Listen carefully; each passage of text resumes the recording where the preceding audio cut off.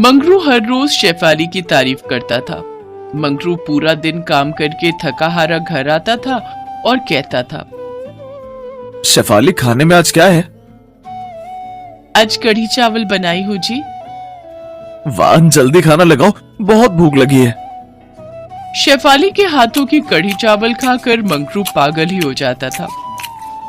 वाह शेफाली वाह, तुम्हारे हाथों में तो जादू है। दुनिया का बेस्ट कढ़ी चावल बनाती हो तुम। आप भी ना कुछ भी बोलते हो। सच बोल रहा हूँ, मैं तो सोच रहा हूँ कि ये सब मजदूरी में कुछ नहीं रखा है। ये सब छोड़, मैं खाना डिलीवरी का काम शुरू करूंगा। अच्छा, और खाना कौन बनाएगा? क्यों, तुम बनाओगी ना मस्त कढ़ी चावल। कढ़ी चावल बेचकर ही हम करोड़पति बन जाएंगे। करोड़पति? जेब में फूटी कौड़ी नहीं है और करोड़पति बनने का सपना देख रहे हो। गरीबों के लिए सपने से बड़ा और है ही क्या। एक दिन आराम की जिंदगी गुजारने का सपना देखते देखते गरीब लोग पूरी जिंदगी गुजार देते हैं और भेड़ बकरियों की तरह मर जाते हैं। लेकिन उनमें से कुछ लोग गरीबी से बाहर निकल पाते हैं। मंगरू को भी गरीबी से बाहर निकलना था। अपनी बीवी बच्चों को अच्छी जिंदगी देनी थी। वो सपना देखता रह गया। कुछ साल गुजर गए और मंगरू के 2 बच्चे हो गए, 1-2 साल की बेटी और एक नवजात बेटा। मंगरू मजदूरी छोड़ नहीं पाया और एक दिन काम करते करते ही ऊंचाई से गिरने की वजह से उसकी मौत हो गई। नहीं, ये क्या हुआ? हे भगवान, क्या हुआ ये? हमें छोड़कर वो क्यों चले गए? क्यों? जिस कंपनी के लिए मंगरू काम करता था, उसका मालिक मदन लाल बहुत घटिया आदमी था। उसने सोचा, ये मंगरू की बीवी ने हम पर केस कर दिया तो हमें बहुत सारा पैसा देना होगा। उससे अच्छा है कि मंगरू और उसकी बीवी पर केस कर देता हूँ। मदन लाल ने मरे हुए मंगरू पर झूठा आरोप लगाया और 2 दिन में शेफाली के पास पुलिस आ गई। शेफाली की बेटी मुन्नी पुलिस देखकर डर गई। माँ, पुलिस आई है, पुलिस आई है। पुलिस? क्या बात है साहब? पुलिस के साथ मदन लाल भी आया था। उसने कहा, तेरे पति ने फैक्ट्री से 10 लाख की चोरी की थी।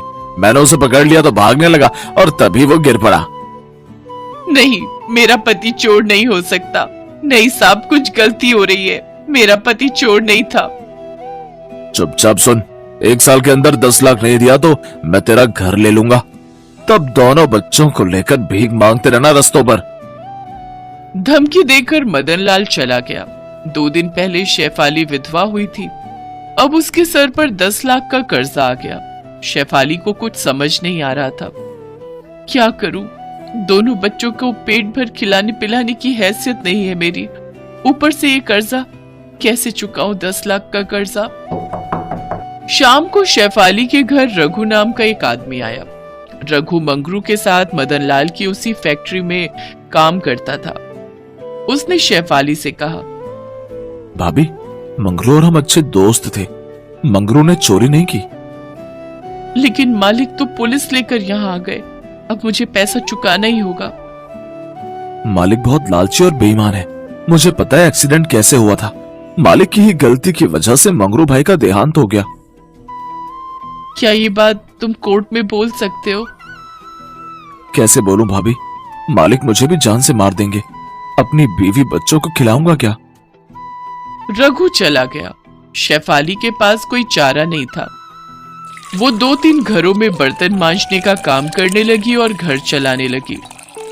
1 महीने बाद एक दिन उसकी बेटी ने उससे कहा, माँ, कढ़ी चावल बनाओ ना, बहुत दिन हो गए कढ़ी चावल खाए हुए। ठीक है बेटी, बनाती हूँ। शेफाली कढ़ी चावल बनाने लगी। पूरा घर खुशबू से भर गया। उसी वक्त थाने से एक पुलिस ऑफिसर आया। उसका नाम मनोज था। शेफाली आपका नाम है ना? हाँ, मैं ही शेफाली हूँ। क्या बात है? मैं आपको याद दिलाने आया हूँ, 10 लाख 1 साल के अंदर देने। 1 महीना गुजर चुका है। याद है साहब, लेकिन मैं भी गरीब हूँ। मेरा पति मर गया है, मैं क्या करूँ? ये कहते हुए शेफाली की आंखें भीग गईं। वो देखकर मनोज का दिल भी नरम हुआ। मनोज को भी पता था कि मदन लाल पैसों के लिए झूठ बोल रहा है, लेकिन वो भी कुछ नहीं कर सकता था। उसने कहा, अरे ठीक है, कोई बात नहीं, चुप हो जाइए, मैं तो बस अपना काम करने आया था। ठीक है साहब, आए हैं तो कुछ खाकर जाइए। खा के? हाँ, भूख तो लगी है, और आपकी रसोई से बहुत अच्छी खुशबू भी आ रही है। क्या बन रहा है? कढ़ी चावल। माँ कढ़ी चावल बना रही है। माँ दुनिया का बेस्ट कढ़ी चावल बनाती है। एक बार खाओगे तो पूरी जिंदगी याद रखोगे। अच्छा, ऐसी बात है क्या? तो फिर टेस्ट कराइए शेफाली जी। शेफाली ने मनोज को कढ़ी चावल दिया। वो चखकर मनोज के होश उड़ गए। अरे वाह, ये तो सच में दुनिया का बेस्ट कढ़ी चावल है। इतना स्वादिष्ट कढ़ी चावल मैंने कभी नहीं खाया। क्यों? कहा था ना। शेफाली जी, आप हमारे पुलिस स्टेशन में खाना डिलीवरी क्यों नहीं करती? पुलिस स्टेशन में एक होटल से बकवास खाना आता है, न स्वाद है और ना ही वो खाने का मन करता है। खाना डिलीवरी? हाँ मतलब। ये सुनकर शेफाली को मंगरू की बातें याद आई। सच बोल रहा हूँ, मैं तो सोच रहा हूँ कि ये सब मजदूरी में कुछ नहीं रखा है। ये सब छोड़ मैं खाना डिलीवरी का काम शुरू करूंगा। अच्छा, और खाना कौन बनाएगा? क्यों, तुम बनाओगी ना मस्त कढ़ी चावल। कढ़ी चावल बेचकर ही हम करोड़पति बन जाएंगे। ये सोचते हुए शेफाली की आंखों में आंसू आ गए। उसने कहा, मैं कढ़ी चावल की डिलीवरी तो कर सकती हूँ, लेकिन मेरे पास बनाने के लिए पैसे नहीं है। ठीक है, मैं देता हूँ पैसे, ये लीजिए। मनोज पैसे देकर चला गया। उसी दिन शेफाली ने पुलिस स्टेशन में कढ़ी चावल भिजवाया। वो खाकर सारे पुलिस ऑफिसर्स का मन भर गया। वो कहते हैं ना, इंसानों के दिल का रास्ता पेट से होकर जाता है। धीरे धीरे शेफाली का कढ़ी चावल खाते खाते सारे पुलिस ऑफिसर उसके फैन बन गए। शेफाली को और भी जगहों से ऑर्डर मिलने लगे। ऐसे ही धीरे धीरे शेफाली का व्यापार बढ़ने लगा। लेकिन उधर मदन लाल गुस्सा हो गया और एक दिन पुलिस स्टेशन आकर उसने सभी ऑफिसरों को बहुत झाड़ा। तुम सब निकम्मे हो, एक औरत से 10 लाख नहीं वसूल सकते, लानत है तुम पर। मदन लाल की बातें किसी को हजम नहीं हुई और ऊपर से शेफाली ने सबका दिल जीत लिया था। सभी को पता था कि मदन लाल झूठ बोलकर पैसा हड़पना चाहता है। इसीलिए सभी ने मिलकर एक प्लान बनाया।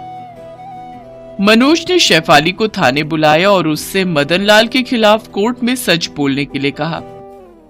मैं तो सच बोल दूंगी, लेकिन सबूत नहीं है। मैं ऐसे एक आदमी को जानती हूँ जो मदन लाल के खिलाफ कोर्ट में बोल सकता है, लेकिन वो डरा हुआ है। ठीक है, हम उसका डर दूर करेंगे।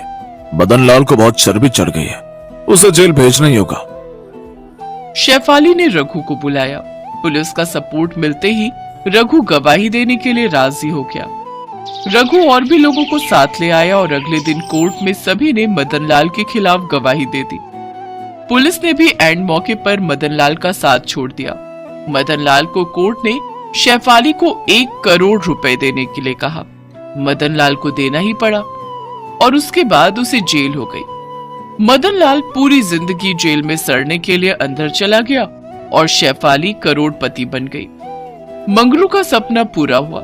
शेफाली के कढ़ी चावल ने उसकी जिंदगी बदल दी और उसके बाद से शेफाली खुशी खुशी जीने लगी और कढ़ी चावल रेस्टोरेंट खोलकर कढ़ी चावल बेचने